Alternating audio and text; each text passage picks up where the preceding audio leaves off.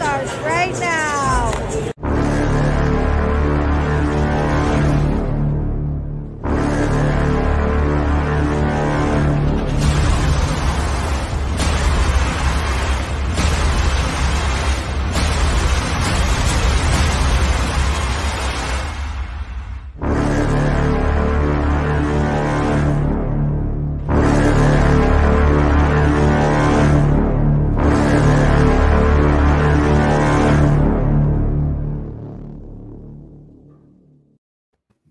Hello and welcome to Bear Football here on the Barroom Network. John Buffone alongside Aldo Gandia and Tyler Ellis. The Bears fall to the Cardinals 33-22 in what only can be described as an uninspiring game where Andy Dalton throws for 2 picks, but also 2 touchdowns, but has 4 interceptions. The Bears try to make it interesting late in the game, but cannot get it done. They fall to 4-8. I know you guys talked a lot about what you wanted to see in the second half during your halftime report. So Aldo, I'll start with you. Did they make any of the adjustments that you thought they were going to make?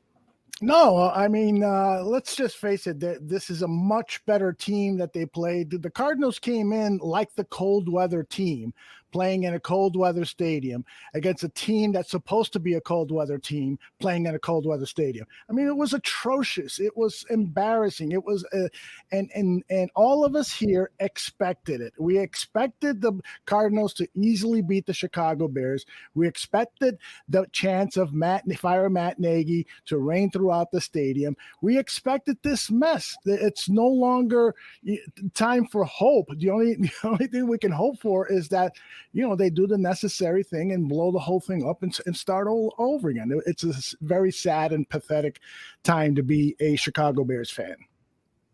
Well, after that uprising soliloquy, Tyler, do you got anything to add? Bears Nation, thank you all for spending your time with us this evening. Hope everybody's doing safe. John, the question was, did they do anything that we asked for the halftime adjustments? And honestly, I asked for one lucky pass downfield, which they did. And so I give credit to Grant. Yeah. My man Grant, who's coming as a kick returner from Miami, who's been trying to show that he could do something for this team. And that was a small bright spot for me. That was my lucky pass, John. But besides that, brother, it goes downhill after that. And so, but besides that, it's a team. I see players on the field trying, but that's where it stops. You're right. And the reason I used the term uninspiring was for the exact reason, Aldo, that you brought up. We expected this. So it's hard to get upset when you were expecting. I thought that the Bears had the potential to lose this game by 3 scores, and they could have maybe. But I had the expectation that this wasn't even going to be a close game. It was going to be a bad game to watch, and a lot of fans shared that sentiment. And basically, that's what it was. Sure, they cut it to within a score, or they got it to within 11, and so. But that. You just never thought that the Bears were really in this game. At least I didn't feel that way. So looking over this, when it goes to the Arizona Cardinals, they have Super Bowl aspirations. That's a team that can go far in the playoffs. When you look at the Bears, it's the same old song and dance. They can't do what is necessary to beat good teams. They can get away with some of this crap against the Detroits of the world, and they can still get out close wins on a final second field goal against really bad teams. They're just good enough to beat bad teams. But when it comes to putting a full game together, not making bad miscues, whether it is not catching a ball and having it picked off, or throwing an interception off of a pick play, or not having the wherewithal to know that you're a 4-7 team and going for it on 4th and short at the end of the half, knowing that you're going to need points to beat this team. Instead, you punt the ball away rather than trying to take an opportunity to put some points on the board. So this is just what it is. They are who they are. We have to stop trying to put window dressing on it. And I know we have all stopped doing it, but I think collectively it's almost like, hey, this is almost like a win because they kept it within 11. That's where we're at right now. Whenever they keep it within 2 scores of good teams, we're like, well, there was a lot to build on here. Guys, we're in the final third of the season. There's building blocks are done. Your building blocks should be built. Right. You build them in the beginning. That's what building blocks are. You don't get building blocks in weeks 10, 11, and 12, whatever the hell the week this is. And so what the problem now is every time we talk about the Bears, we have to talk about next season. There's like almost 30% of the games left on the schedule, and we're going to be talking about next season or the off season. And that sucks because because this season is a complete wash. Mm-hmm. So, and it wouldn't have mattered if Andy Dalton, 4 interceptions speaks for itself. And I know some of them weren't really on him, but some of them were. And so, but would it have even really mattered if Andy Dalton played average to above average today? Because he's not going to be on the team next year. He's not going to be on the Chicago Bears next year. A lot of those guys aren't going to be on the Chicago Bears next year. The guys on the sideline hopefully aren't on the Chicago Bears next year. And when I say sidelines, I mean the coaching staff. Right. So what are we looking for? And I guess this is my long-winded way of asking. I'll start with you, Aldo. What are we looking for at the end of the season? Because if there's a lame duck head coach and Justin Fields can't play, what are we looking for?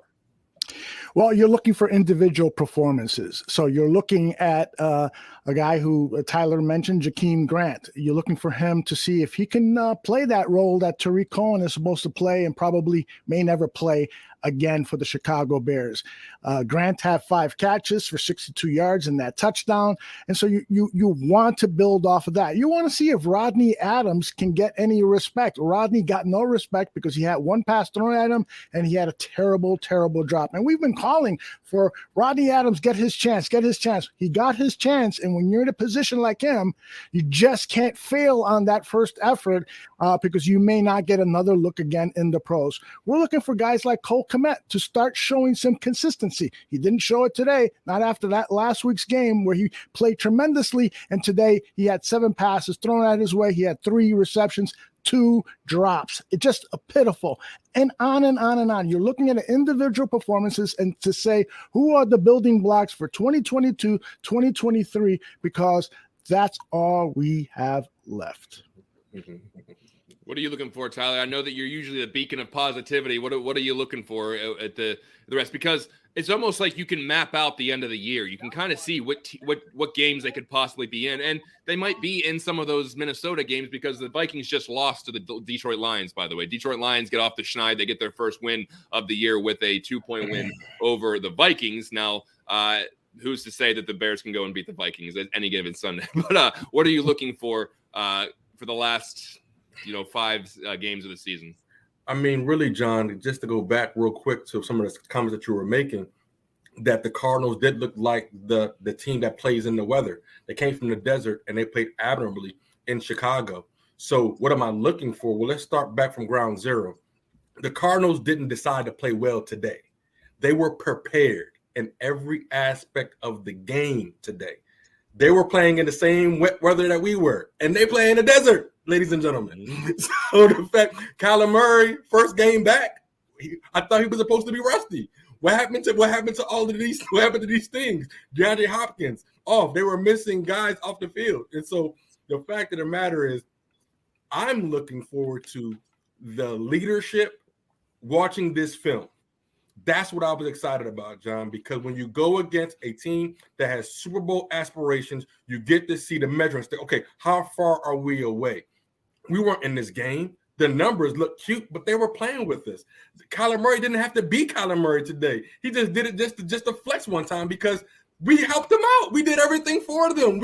We drove down the field for them. We gave the ball over in our own red zone. So all they had to do was turn around and go 30 yards for a touchdown pass. Kyler Murray, it was a great warm-up for Kyler Murray. That's what we did for the Chicago Bears. So real quick, I'm saying this because I don't have to talk about Matt Nagy because everybody knows now.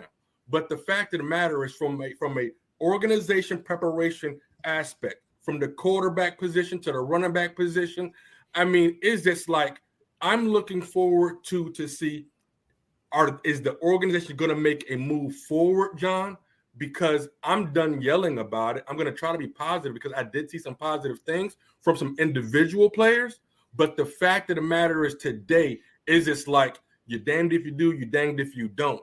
Because at the end of the day, anything positive right now is fool's gold because they're emptying the bag of tricks, John. They're emptying the bag. It's like, okay, we got nothing to lose. Let's just do everything we got. which is sad because this was supposed to be the year that Matt Nagy showed the leadership that, hey, we're going to move this team in a progressive, have new higher highs, new lower lows. And so that just didn't happen. What I'm looking forward to the rest of the season is hopefully Justin Fields can be healthy and get some good reps, honestly. Now, if the Bears lose one more game, they will not finish over 500 because of the 17 game schedule this year. The best they could do would be 8-9 if they lose one more game. Now, at the end of the season last year, we heard at the press conference between McCaskey and Ted Phillips and Nagy and Pace saying that they were basically mandating progress. Or at least improvement or something. It was very, it's how things usually are out of Palace Hall. There's no actual guidelines. There's no actual deadlines. There's no actual goals to meet. Everything is just very vague, so you can craft things to your narrative. But from what I understood and how I listened to it, they said they had to see improvement. They had to see progress. On the wins and losses, you're not going to be able to do that. So what is going to be progress enough that they're going to be able to sell to everybody at the end of the year? They're going to have to move on from this head coach. They're going to have to move on probably from this GM. And that brings up the question that I want to present to both of you. If Justin Fields still isn't 100%, do you want to see him in there for the rest of the year? Because is running Matt Nagy's system for 5 more games really going to make him better if they're going to revamp the whole offense with a new coach next year? Is it worth putting him out there in harm's way and maybe messing him up mentally because he's running for his life all the time and maybe not putting up the numbers he'd hoped to put up? Is it worth putting him out there for another 5 games if Matt Nagy isn't even going to be part of this squad next year? Aldo?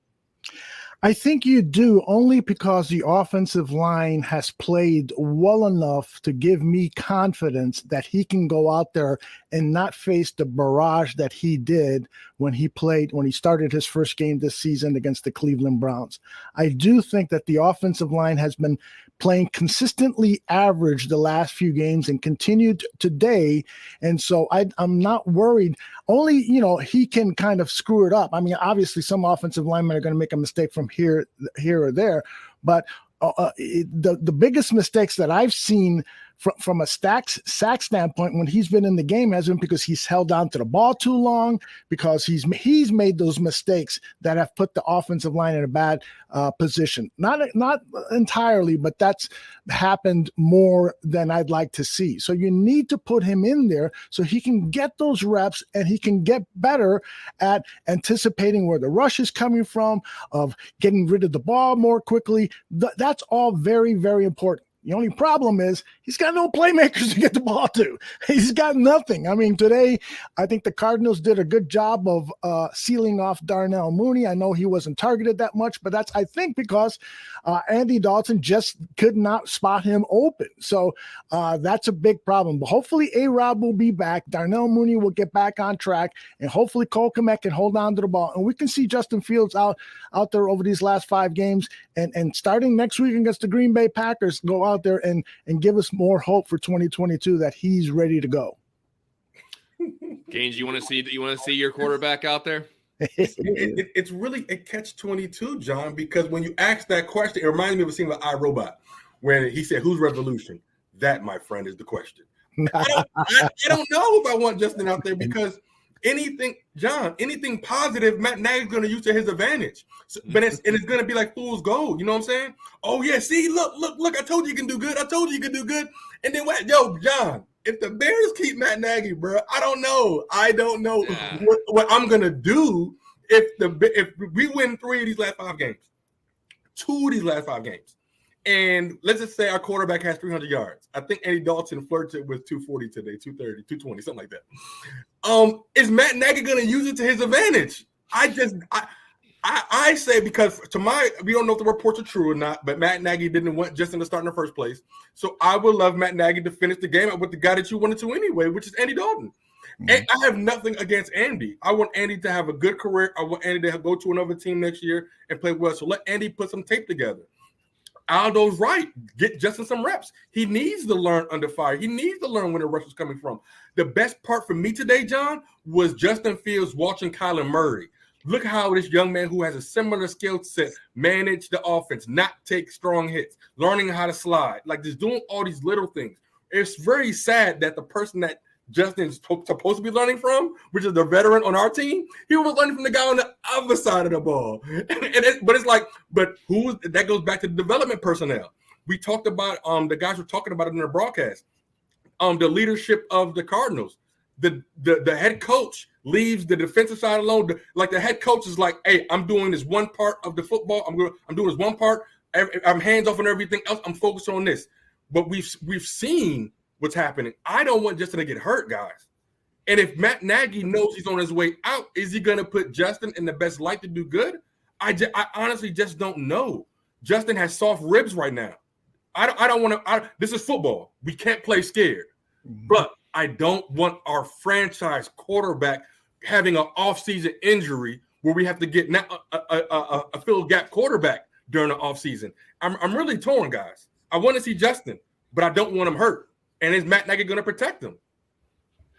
And I'd be a coward if I didn't weigh in on this as myself because I presented the question. So I'm torn between this as well because I think a lot of us, whenever we were talking about, and I hate bringing this up, but I think a lot of us, whenever we were talking about the trajectory of Mitchell Trubisky, we wrote off that first year with John Fox as didn't really count a lot of the times. We always talk about he didn't really progress too much in that John Fox half season or whatever. Now, he may have gotten better acclimated to the speed of the NFL, but he was not going to be running the Dow Loggins offense in his second year, which is Justin Fields probably won't be running the Matt Nagy offense in his second year. So if Justin still has some messed up ribs, I don't think you trot him out there if he's 70%, 80%. If he is not 100% ready to go, I don't think you put him out into harm's way, which throws in another aspect of this. Matt Nagy, for the most part, is at least probably a little aware of the situation that he might not be back next year. I think he has to probably face that reality, and if he hasn't already faced it, that there's a good chance he will not be the head coach of Chicago next year. That means he's human. He's going to be thinking about what's next for him. So he is possibly coaching for his future job right now. And in his current offense or his stubbornness or whatever the hell he wants to do, he may think that he can get the most production out of Andy Dalton. So it's possible that he keeps Andy Dalton in there, puts on some, tape, and then when he goes into an interview and says, well, if we would have had Andy Dalton all year, we would have had a different story. He can hedge his bets into his next job interview with his next position, thinking if they just would have gave me the personnel that I wanted in there, and we had Andy in there all year, you would have saw a much different offense. And so there's a lot of different factors here. I'm not trying to get 2 Days of Our Lives-y with this, but there really is a human aspect to this where Nagy's got to understand the situation. John, real quick. I'm just picturing Matt Nagy saying it to a GM, and then the GM saying, Matt, cut the BS. Well, I'm not saying it would work. But. Exactly. Today was that game, though.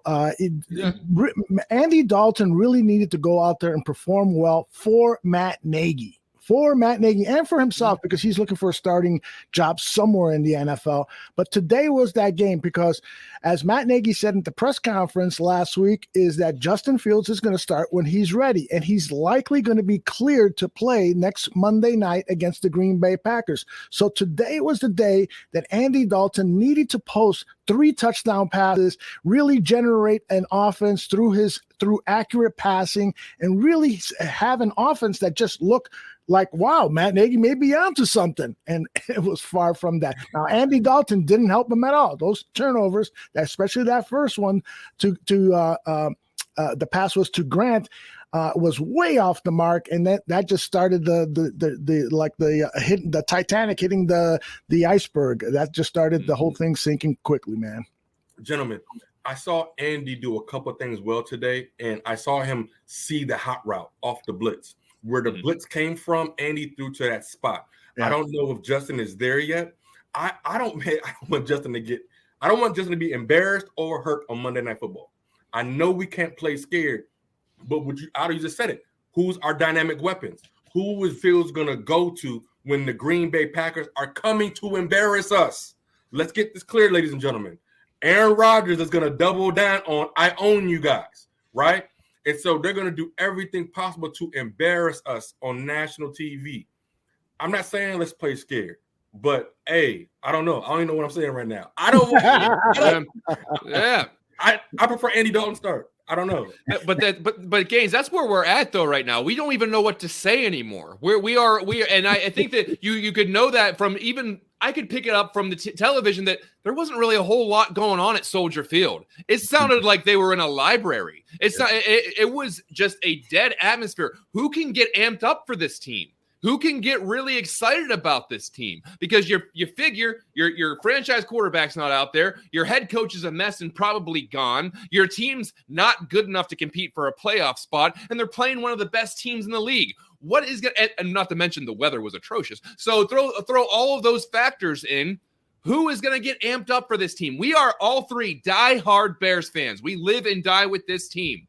And this is one of the first years where I am feeling indifferent watching this game, where normally the veins are pulsing in my neck when things are going wrong. I'm angry. I'm getting pissed off.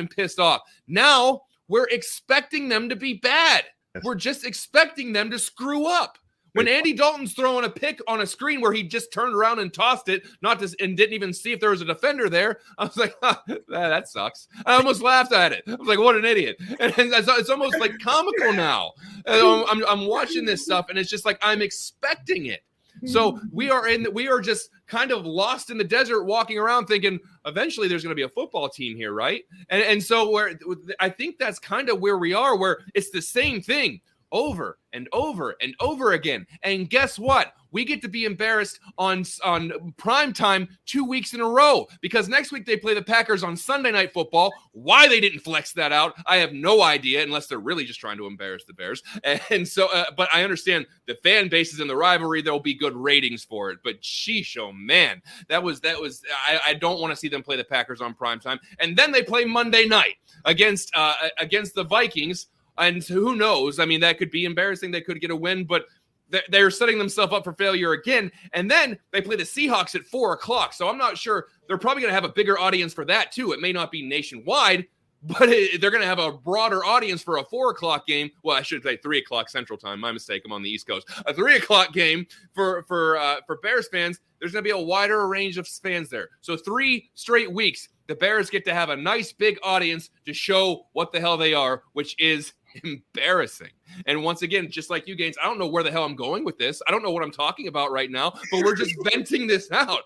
We're just talking, because there's much like the Bears themselves, we don't have any direction because we don't know what to do. Right. What are we supposed to do? What are we supposed to say anymore, Aldo? What is there left to say about this team? What is there left to dig into and analyze and see what's wrong? The writing has been on the wall since last year. Yeah. And I'll tell you one thing. Usually they have a member of the team at the media by now. And the fact that we have not seen anything from the Chicago Bears leads me to believe that there might be something going on behind the scenes. I got a text from somebody in the know who has worked over at Halasaw and says, don't be surprised if he's fired today. And so who knows, maybe Matt Nagy is meeting with Ryan Pace right now. Maybe there's something terrible happening. Maybe we'll hear Matt Nagy in the next 30 seconds come up to the podium. I don't know, but something all day long has felt really weird to me. The way this game played out, the pace of the game, the fact that there were so many empty seats, the depressing weather, the even more depressing performance by the Chicago Bears. Everything has been looking kind of weird. So I would not be surprised if Matt Nagy is handed a pink slip any moment now, or already has been. But I'll be looking to see if somebody goes to the podium. Aldo, I kind of feel bad. If he's fired today, can we have the fight song queued up? I feel bad. I feel bad. But at the same time, I don't, because he's going to get paid millions of dollars for the next couple of years. I don't want a man to lose his job. But bro, he's good. He made like $5 million. He'd be all right. Listen, Gaines, if you or I or Aldo will get laid off, we're not going to be nearly in a good situation as Matt Nagy's going to be. Right. So, well, just as I say that, guess who's at the podium? The run game going, the balance of run and pass, the fourth downs and getting good red zone is all what you want. But in the end, none of that matters if you're giving them the ball, especially on short field. So credit to them and their coaching staff. They've done a great job. And so with that, I'll go ahead and open up the questions. Was it on one of the interceptions? I think it was on the second interception on the return. Yeah, on the one from with Cole. And late in the game, we saw you had a walkie-talkie. Yeah. It looked like you were talking to Andy directly. I was. Yeah. So our headsets went out for basically the whole second half. So when we were backed up, it's like high school out there trying to yell the plays that you're getting from up top. We started doing that before we had the walkie-talkie. So when Bill's giving me the play, I got to yell it down to Andy and make sure he gets it. And then a couple series later, we got the walkie-talkie, which is clear for Andy. So I'm basically the conduit to Andy and Bill. And so that's what we did. So basically, you could talk to Bill through your headset, but yeah, Andy had no communication with Bill. That's what you're saying. Correct. Yeah. So I obviously have all the coaches online up in the upstairs. They can talk to me. Andy couldn't hear Bill. So Bill was calling the play. I had the walkie-talkie.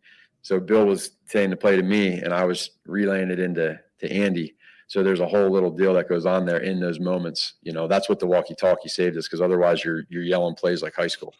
Oh, it saved you. Numbers for wristbands? Yeah, we have some numbers that we use for wristbands in general, always, and for backup if those situations happen.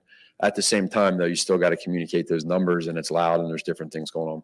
Is Bill calling all the plays, or are you calling some, or how's that working? Yeah, no. Bill's calling all the plays, and I have input on if there's situationally, if there's a feel or there's something, and that's been always. Nothing's changed from any other games. Today was a normal day. We sure had was. The headset go out, so literally it's just like going through a second half without a headset. So we got to be able to adjust and use the walkie-talkie, and that's where there's a communication between Bill, myself, and Andy. Second straight week. Yeah. Mm-hmm. I don't know. I wish I did. Matt, when you're playing a team as good as the Cardinals are, you got to be near flawless. Yeah.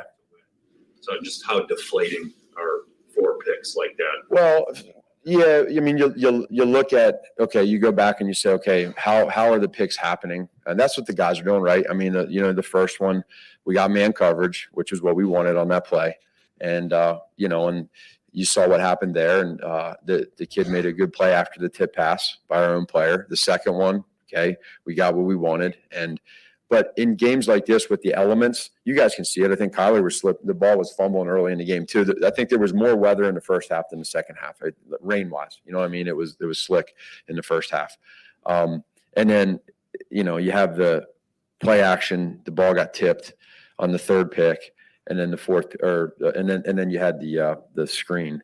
So between all 4 of them, the order that they're in, throwing a pick on a screen, Andy will tell you those are, you don't want those, but it's not. You're just trying to float it and have touch over top of that. So no matter who you're playing, 4 turnovers is going to hurt you. Our guys know that, and they care, and we don't want that to happen, but it did, and so we got to regroup from that.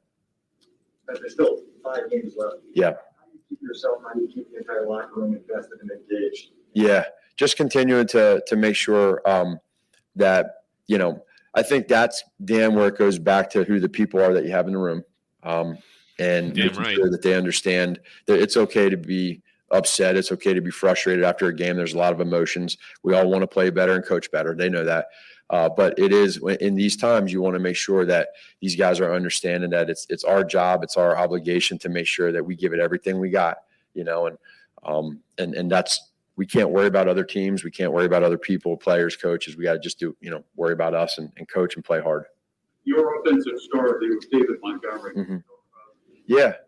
What it meant to. I thought it was great to get David going. That was. Good job. Perfect.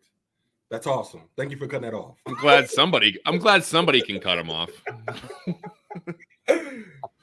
Sorry about that. By the way, I want to know something. Somebody in the chat room said, I'm tired of this guy's Pennsylvania accent. Was he referring to John or to Matt? No, that's a real thing, by the way. So depending on what part of Pennsylvania you're in, if you're in Western PA where I grew up, you got the Yinzers and that going downtown, don't you know? And then you got the Central PA, which is a little more Dutch oriented, I guess you could say. And then once you get out to Eastern PA, you're basically in New Jersey. So there are three real serious dialects there. I actually in college had a class to de-regionalize my voice, so I hope I'm hoping that my Yinzer voice doesn't bleed through too much whenever we're doing this show. But yeah, I can if you can really pick up on a PA accent sometimes. I love it, man. Did he say anything there that you guys said, oh, I didn't think of that? I mean, I put up in the chat that this was the first time that he was happy to announce that Bill Lazor was calling the place. No, Bill was. I had it, but but Bill was calling the plays. He was so enthusiastic about blaming Bill Lazor. Yeah, Aldo, put that comment up. It says, "What game was that the post presser for?" Because I think that's a great comment because you could roll that out after every single game. What game was that for? Was that last week or was that 2 weeks ago? Or I don't know. You might as well just record one and then when he walks out, be like the guy and say anything and just hold up a screen and say, "Here are my answers. Here's everything you need to know." So it's Gaines. It's the same thing. Like we were talking about before. We talk about the same things every week because he says the same things every week. Yep. We hear the same damn song and dance every week after a loss. And so it's hard for us to really dig deep on anything because we don't get anything from this team. We get nothing from this coach. He said it was just a normal day. Let's blame the technology and, everything. I can throw my own wrinkles into this and I can do that. And, oh, yeah, Bill was calling plays today because we lost. He loves doing that. So it's hard to give a different reaction because it's the same thing every week. John, I swear a reporter was going to ask him, "Are you still the head coach of the Chicago Bears?" I could have sworn somebody's going to ask him that question. But the fact of the matter is, bro, when he talks about trying to keep the players engaged, I mean, he had nothing to really say because you're not coaching for the future. We're not talking about playoffs. He couldn't even mention next year. The head coach couldn't even mention we're going to see. That's a great point. We're going to see who doesn't quit. We're going to see who wants to be a part of this going forward because he knows as a public he may not be a part of it, which is very true. So I'm glad that he didn't try to dupe us by even saying that. But the fact of the matter is the headsets are not what's the game plan. Regardless of the headsets or not, the preparation for the game. Headsets are not halftime. You act like you made some halftime adjustments anyway. The fact of the matter is, Johnny, I want you to take on it. Darnell Mooney being the number one wide receiver without Allen Robinson again, and how it was a little bit more difficult for him to actually get open outside of drag routes. Oh, yeah. And I think that can be expected because he's going to be thrust into the number one cornerback's going to be on him every week. They're going to be able to game plan if they can take away, because it used to be, if you take away Allen Robinson, let's make Darnell Mooney beat us. And he can do that. Now it's if we take away Darnell Mooney, who the hell's left. That's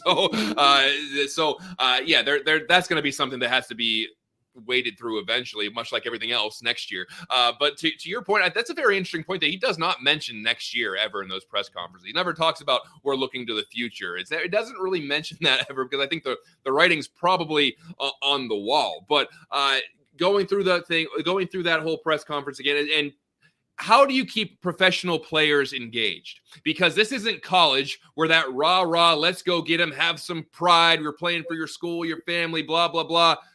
That I don't know if that always works with someone that's been a professional football player for 7, 8, 9 years, where it's just like, dude, you're not inspiring us. You're not changing. We know what you are. They're not impressionable 18-year-olds where the coach comes in with all of this grandiose, kind of personality, and he can kind of drive the narrative and drive the feeling of a locker room. Matt Nagy might be a pretty good college coach because that's what he tries to do all the time. The rah, let's stick to it, win one for the Gipper crap. But it doesn't work in the NFL because the guys can smell a fake from a mile away, and they can tell when you're not the guy, when you're not the person that can put them in a position to win. So I don't know I don't think he has an answer. So that's why he has to keep saying the same things. He doesn't know how to keep the guys engaged. He doesn't know how to turn this ship around. So he's going to give you the same bottled response every week until he's not there anymore. Oh, here's a guy that knows. Dan Campbell, the winning coach of the Detroit Lions. Look at this guy. I felt like I needed to be aggressive a little bit today, just knowing the nature of their offense. And I felt like we could get that. And so, look, it didn't work. Congratulations to Don Burr, the guy who was always with us and talking trash in the chat room. He finally got his victory. Don Burr, that was for you, a taste of the post-conference with Mr. Campbell. I'm with you, man, John. I don't know what to say. This is such an organizational catastrophe. I mean, that's really what it's at. It's not that, this one is worse than the Trestman years and so forth. It's the amalgamation. It's the accumulation of everything that us Bears fans have gone through. This is now, it's compounded with this latest thing. It's at a point now where, as you said earlier, 3 very passionate Chicago Bears fans are going into today's game indifferent, expecting a loss and no answers. And the Chicago Bears organization could start right now by announcing that they have made some changes. I've offered this idea up. Bring in an executive vice president operations today, tomorrow. Announce it Monday morning. Announce that the search for a head coach is going to begin as quickly as the NFL rules allow. Announce who the interim head coach is going to be during that time period. Do something so that every one of the hundreds of people who are watching us live, every one of the people who tune in and buy stuff from the Chicago Bears can have some hope, can have something positive to talk about, because that victory against the Detroit Lions last week, that was just a mirage. That was just something put out there by the Chicago Bears because they were taking advantage of an even weaker organization. And congratulations again to the Lions for winning today. But everything that we have been fed by the Chicago Bears is a fabrication, is a lie, or it's a out and out failure. And now it's time to correct it some way, somehow. Do something. Anything. Yeah, and to your point earlier about wouldn't be surprised, whoever said they wouldn't be surprised if Matt Nagy got fired today, gentlemen, wouldn't that be the right time to do it? Because you're heading into 2 primetime games where you are going to be under national scrutiny from all of the talking heads across all of the media outlets are going to be picking apart the Chicago Bears. And they're going to say, why is this guy still the coach? Why is this offense still out? Why are they still trotting the same offense out there? Why are the Bears so bad? They are going to be tearing the Bears apart, analyzing them on Sunday Night Football and on Monday Night Football. So wouldn't the right thing to do be to fire your coach to try to say, hey, whoa, we're making changes. We're making changes. We are now in the process of turning things over. So now we fired our coach. Don't rip us apart. Because you can't tell me that even if the Bears top brass are really just concerned about making money, you're still human, and you don't like to be drugged through the mud like that, where it says you don't know how to run an organization and you're the laughing stock of the NFL. So if you know you have 2 weeks of possible national scrutiny, be proactive, make a change so that they can say, all right, they saw what was going wrong. They fired the head coach. Now they are in the process of looking to the future. John, but you're going to trot them out there again. John, real quick, because here's a couple things. We talked about it before. If a team fires their head coach early in the season, they get to interview those playoff coaches, right? But then it's something to that. The only reason why, if we don't fire Matt Nagy during the regular season, it has to be because Ryan Pace isn't going to be here. Because that's the only thing I can think of. It's the only thing I can think of, because who's going to be doing those interviews? If we're trying to interview early, it would be the general manager hiring those coaches, right? And so therefore, if they're not going to do that, that means they're both gone and then that means the Chicago Bears want to take longer to get a GM. Which sucks too. The scary thing is they're both back next year, like everything's fine. That's the scary thing that we don't have happen. But that's the only thing that I can think of why Matt Nagy wouldn't be let go during the regular season, is because they don't want Ryan Pace interviewing the next head coach. That's literally the only thing I can think of, because why wait? What's the deadline to that early season cutoff? Is that during the regular season? If we fire him before the season's over? It's now you can start interviewing people. 2 weeks, Aldo? Is it 2 weeks before the end of the season? You can start interviewing people now. Correct. So there we go. So if you do, but that's a good point though.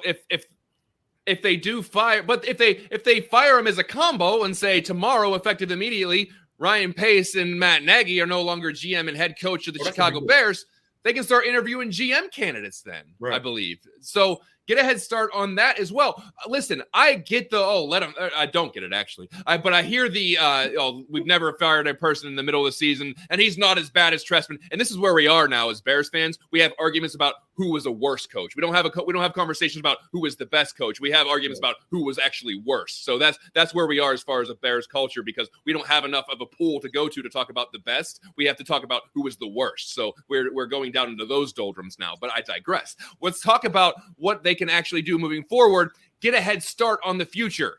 Why do they need to finish the season? Why do they have to still be there? It's a wash. It's over, baby. It's time to move on. So in that case, get a head start on next year. There's nothing to gain by having a lame duck coach the last 5 games. There's nothing to gain by having a lame duck GM be there for 5 weeks, other than you like them, other than you just think they're neat guys and you think you want to give them the dignity of being fired at the end of the season, which for them, you might be putting them out of their misery if you fire them earlier. You just say, hey, Matt, take the next 5 weeks off, go on vacation. You're going to get paid anyway. I think that he'll be just fine with that. So if he knows that he's out the door anyway, get me out of here 5 weeks early. I'm going to Cabo. Right. So I think that 2 years. 2 years, right? So I don't understand the whole, well, they should probably wait to the end of the season. No. If your mind's made up, which we talk about all the time, then Gabriel always says they have their mind made up, right? They have their mind made up of whether they're bringing back Ryan Pace and Matt Nagy. If they have their mind made up, then do it. It's like if you know you're going to break up with somebody and you know that you have no future with this person, why would you string it along for 3 or 4 more months? Cut ties and go. Get on with your life. Let those people get on with their lives. Just go.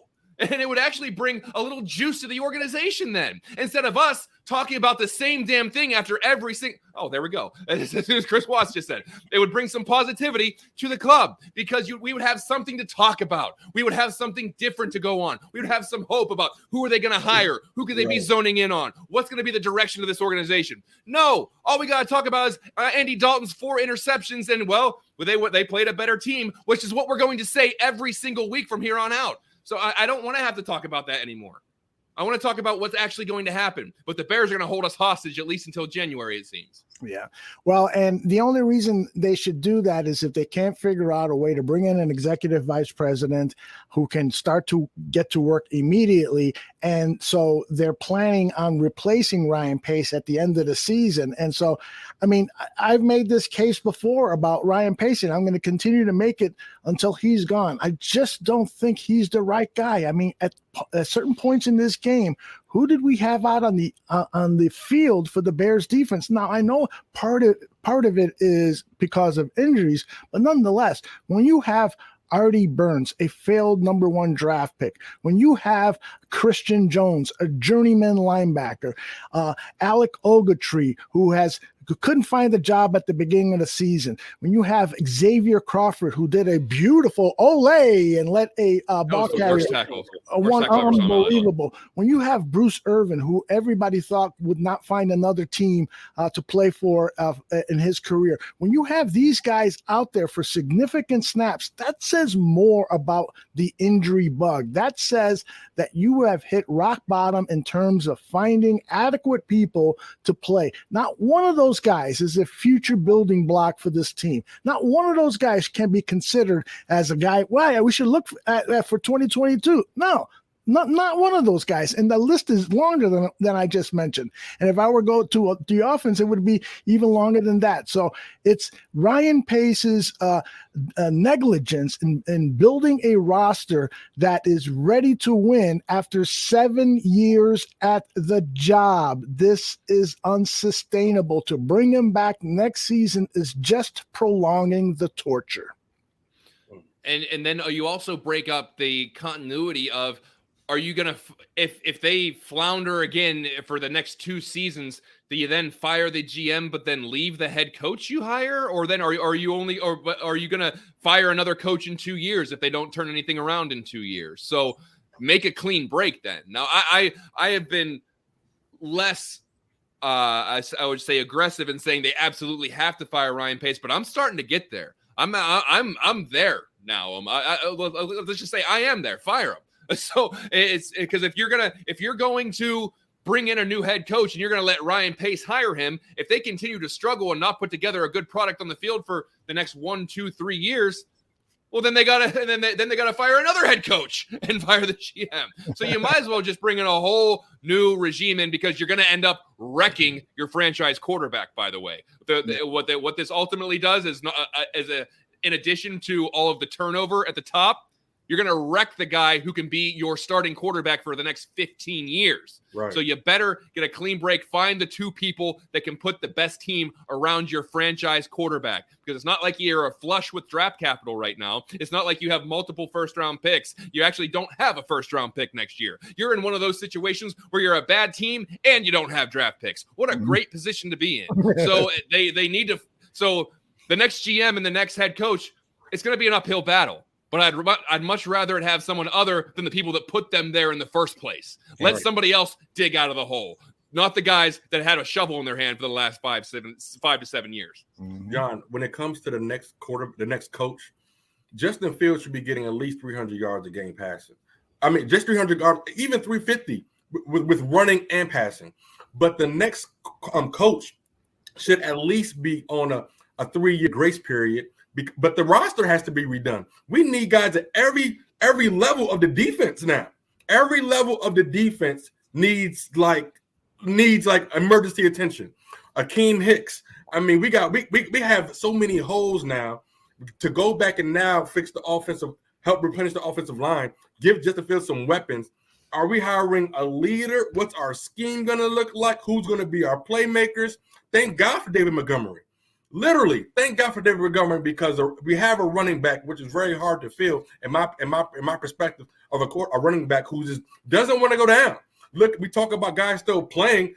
David Montgomery is still playing football, and that's what I respect for that guy. But the head coach next year, we can't fire him in 2 years. That just sucks. Don't give Justin Fields what we did to Jay Cutler, like 5 different offensive schemes in like 6 years. That's just going to confuse them. That's just going to mess them completely up. So, but that goes back to the hiring process and who's going to do that. And I'm just like, man, I don't know. I'm hearing all these different names between Sean Payton. I'm hearing all these different names, and you just don't know who. And so, but John, like you said, if the organization can just give us something to talk about, make a decision, so we could talk about these names and get a perspective on who could fit with this offense, who could Justin Fields grow with, not what they're doing where they're currently at, but what could they do with what we currently have and then progress going forward. What's the free agent market going to look like? What's our cap situation going to look like? We have a lot of spots to fill with no first-round picks, and the trade deadline is gone. These are my concerns. The good thing is that there is some motivation on the part of the Chicago Bears management to try to get it right, because in order to secure the funding for a new stadium, they're searching for investors. Investors are not going to want to put their money into a white elephant of a franchise that they will be embarrassed to take their business partners to watch. It will be 3 hours of misery watching a team lose, 35-15 and no future, no star players and so forth. So there is that incentive now. If the Bears are serious about entering the 21st century of organizational management in the National Football League, they know they need to get a new stadium because it opens the doors to hundreds of millions of dollars. And in order to do that, they've got to put a good product, an exceptional product out on the field. So there is that. And as far as how to go about that, you've got to find people who know what they're talking about, who have had prior success, and bring in that one person who you say you hire the general manager. Ozzie Newsome, I want to give you a 6-month contract. Help us rebuild this offensive, this front office. Help us get in place a foundation, a structure for this organization that's going to give us sustained success. So go out and find our person. And it could be a man. It could be a woman. It could be somebody from the planet Mars. I don't care where it comes from, but bring in that person and then tell him, here are the keys. Do it your way because you have a track record of getting it right. Now get it right for us. And here's a blank check. Write out as much as you want or need. But when I know we're talking into the we hinted on the business aspect of this. There's always that rumor that the McCaskies are some internal, disarray there where they're not sure if some people want to sell the team, some other. Now, I can tell you for a fact that they won't sell the team until they get that new stadium in Arlington Heights where they can sell the franchise for like $3 billion then. But that being said, I don't want to go too far down this rabbit hole because there's no evidence for this at all. And I don't like to speak too much into hypotheticals, but then again, I kind of do. So if there is a plan to say, let's build this stadium in Arlington Heights and let's push the team off for a couple billion, are they going to be, and now that stadium may not be built for 5, 6, 7, 8, 9 years. Correct. So is it just like, hey, let's just get to whenever the stadium is built and let's get the hell out of here. And so are they going to really put that much gusto into roster management and trying to win and trying to say, let's build this into a champion whenever the plan might be, let's get this stadium built and then offload it? Because you're selling much more than a football franchise at that point. You're selling a facility where you can host a Super Bowl. You can host conventions. You can host concerts, because if they're going to put it in there, they might be putting a retractable roof on it. That's a possibility as well. And there could be a casino there. It could be a resort. There could be a hotel. There could be a lot going on there that you're selling much more than just a franchise. So maybe I'm not saying this is what's happening, but if they're gonna build this huge facility where they can house all these different things and they can sell it for multiple billions of dollars, is it in the forefront to say, hey, let's see if we can make the playoffs next year? Is it? I don't know. But when you're at the point now where you see that there's almost so much indifference and we are running out of stuff to actually talk about because it's literally the same thing over and over again, we have to start going down these rabbit holes because we're trying to figure out what the hell is going on with our favorite team. The communication issues are bad. The way they handle situations are bad. The team on the field is bad. What else are we supposed to do? I just don't know anymore. Tyler, you want to handle that? Because I don't know what I don't know how to add to that. I'm in a loss too. I mean, it's definitely ready to say, but let's see who comes out and plays strong next week. I mean, it's nothing to really say. We got Packer week coming up, which is normally an exciting thing, but now it's about like how much will we not lose by. Like that's what we're going for now. Rather than saying that we're going to get a W, we're like hopefully we don't get 50-point burnout, but maybe a 50-point blowout would do it. I mean, that's where I'm at. That's the one thing about these national televised games that I'm actually happy about, because we're not crazy. The Bears fans are not crazy. We need everybody to know what we're going through. It's because, like I said, we can file negligence charges against the management. Like, do something. Do something. Aldo, you keyed on it. 8 empty seats. At the end of the day, if we're showing up if the Bears are top 5 most revenue team in the NFL, then why should they change anything? They're like, hey, we're making money without doing anything. Why change anything? That's what a business wants to do. They want to make money with the less amount of expenses as possible. So sadly, that's just the nature of business. But if fans don't show up, if fans don't buy the merchandise, maybe that we hit them where it actually really hurts. To some owners, your franchise team is a side hustle. These guys probably own like 5 other multi-billion-dollar businesses where they're like, oh, it's okay. It's a tax shelter. I mean, for us, we are people's week. My buddy Dan Aguirre, his whole week relies on like how the Bears could do when the ownership is like, how they do? How much? No, I don't care about the wins. How much did we make? How many sodas did we sell? You see what I'm saying? It shouldn't be like that though, because you look at because it's a family-owned business, and that their entire direction should be about the Chicago Bears. Look at the Rooney family in Pittsburgh. That organization has been the most stable franchise in the NFL for decades because the main source is putting the product and making the city of Pittsburgh proud of it. I can't say that about the Chicago Bears. I don't know what their motives are because we haven't seen it. Since almost 40 years. It's been unpredictable, in disarray, and you don't have any kind of consistency. At best, you have 2 good years in a row, and then everything falls apart. Yep. Since the 90s, they've made consecutive playoffs 3 times in 30 years, and I'm counting last year when they created a new playoff spot for the Bears, basically. So I'm counting that one, which I really shouldn't, but I am just from the lay of the law. So there's the lack of actual consistency where they can't find just a stable guard. A stable person to guard the franchise. The Steelers have had 3 coaches in 50 years. Exactly. The Bears have had that in 7 or so. So I don't understand why, when this should be your sole focus, you are the family of George Halas, who basically created the NFL and kept it alive. How is your sole focus not to have a stable franchise? The fans sure as hell deserve it.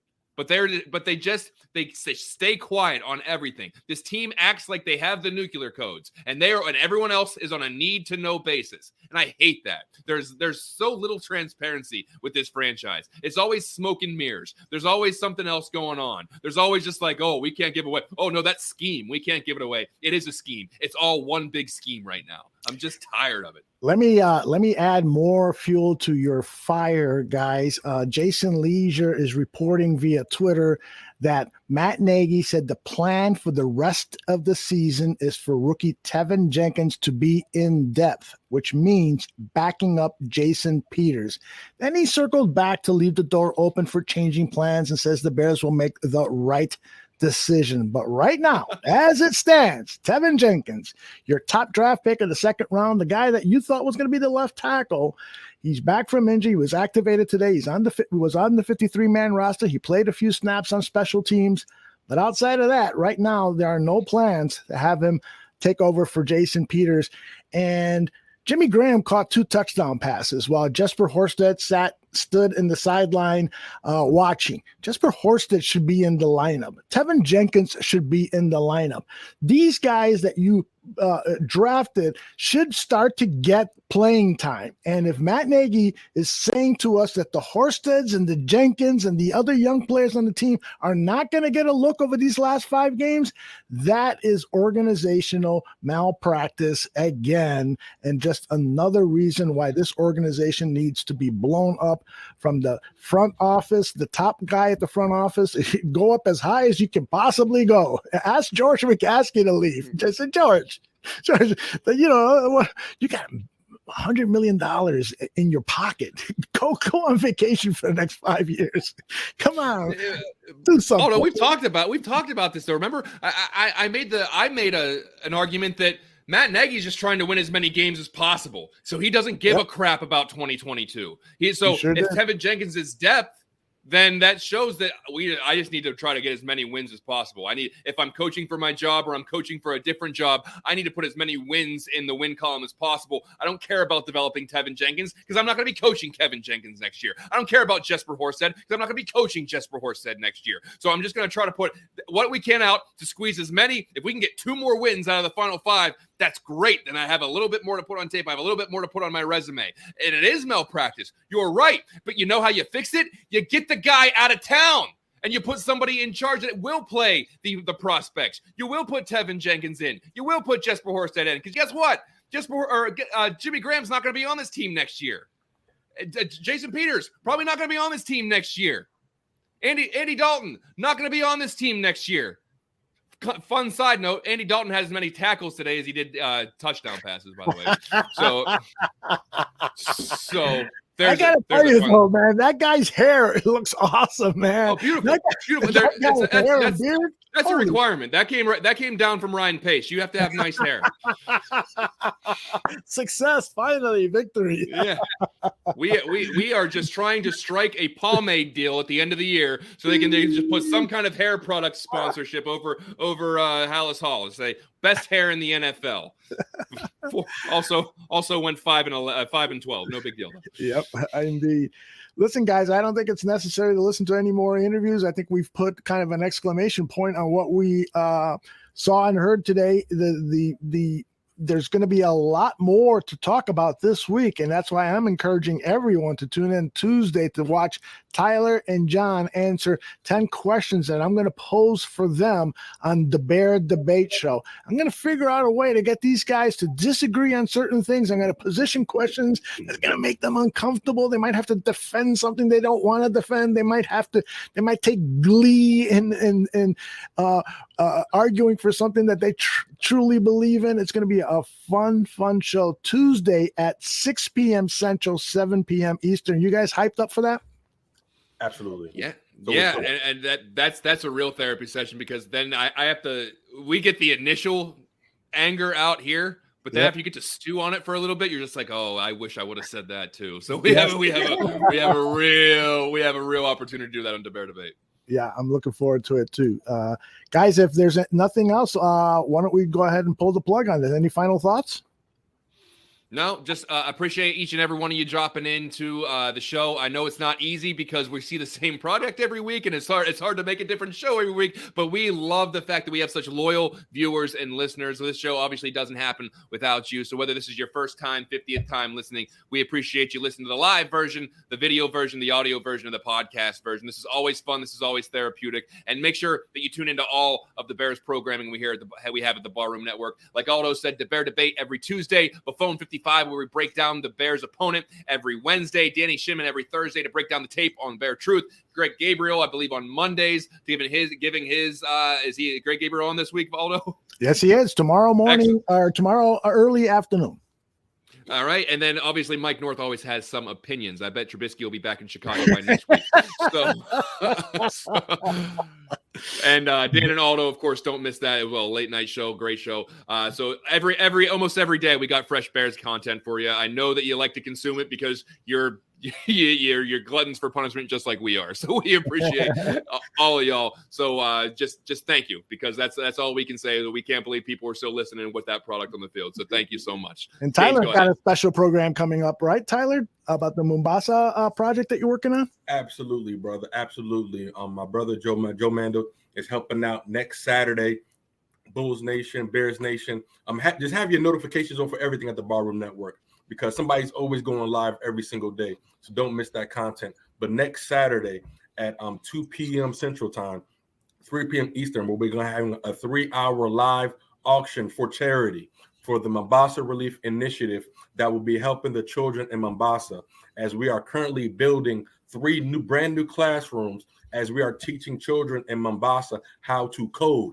That's going to be a big deal, give them a leg up in society, and I'm very, very excited about it. We'll have some things to auction off. We'll have some performances. It'll be a truly good time. Come be a part of it. You truly appreciate Aldo and John and everybody at the Barroom Network allowing us to put this on, something that was very, very dear to my father, Amos Ellis. And so the Bears can make us angry, but we redirect that into positive aspirations throughout the course of the week. And that's what the Barroom Network is all about. Impact and influence in every aspect of life.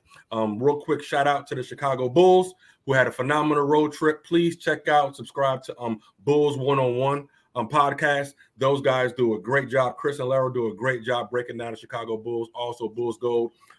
Check those guys out on Twitter and YouTube. They really, really do a really great job, and I appreciate those guys keeping Bulls Nation on the forefront, as the Bulls are top 3, top 2 seed in the Eastern Conference. So we'll start to trend that way a little bit. The Bulls will be able to hold us down. And I want to talk about that real quick, because that was a coach that was hired to the Chicago Bulls were a close to 500 team. They were the bottom of the conference, not the bottom of the conference, but hopefully they can make the playoffs. Right. Now they are a top 2, top 3 seed. They really took care of the Brooklyn Nets and yesterday. And so that just said something, that a coach that was hired last year that took a team who was fighting for playoff contention, and within one offseason has his team fighting for the Eastern Conference title. It's very early, but that's just something to be said about the Chicago Bulls front office, who did a complete makeover. It's a makeover. We got a great GM, a great team president that came in, and Chicago Bulls, I think, will keep the Chicago fan base full until the Bulls turn everything around. And so I've witnessed all 2 3-peats, all 6 championships as I was living in Chicago with my dad. That's what me and my brothers, Josh and Jordan, experienced in Chicago. So very excited just to see what happens when you actually have team chemistry, when you have selfless leadership and you want to give the fans something productive. I'm doing everything possible to be at the Bulls when they come to DC on New Year's Day. Not be a surprise for my lady Jessica, so don't keep her. That'd be a surprise for her. But besides that, hope she's not watching. Huh? Hope she's not watching. I know, hopefully not. But as we had not a horrible game, but have a great week, Bears Nation. Have a great week. Don't let this disturb your week. Punch Monday in the face. Let's stay positive. Let's be productive in every aspect of life. And when you believe in the law of attraction, if you walk around with the typewriter energy, that right energy will come back to you. So stay blessed and take care. And John, take a look at this. Yeah, Tyler, did you put a battery in that smoke detector? Oh man! I said sooner or later somebody's gonna notice. That I almost don't know. I don't know. I miss it. It kept my cadence going. Every time I heard the beep, I knew exactly what to do. I used it as a crutch. No wonder I went off the rails so much. I didn't have the calming buzz of your smoke detector going off every 15 seconds. Oh, man. Well done, Brummy, for noticing that. I did not notice that at all. And all of a sudden when I saw that, I said, yeah, he's right. That's unbelievable. Something's missing from the show. Something's missing from the show. Yeah. Exactly. All right, everybody. And make sure the best way to stay on top of what we're doing here at the Barroom Network is to subscribe to this YouTube channel or to subscribe to the audio podcast, which you can find on iTunes, Spotify, Podbean, you name it. Subscribe and tell everybody else about what we're doing here. That's it for this week. We'll see you. I'll see you tomorrow with Greg Gabriel, and then these two handsome gentlemen will be with me for the Bear Debate on Tuesday. Take care, everybody.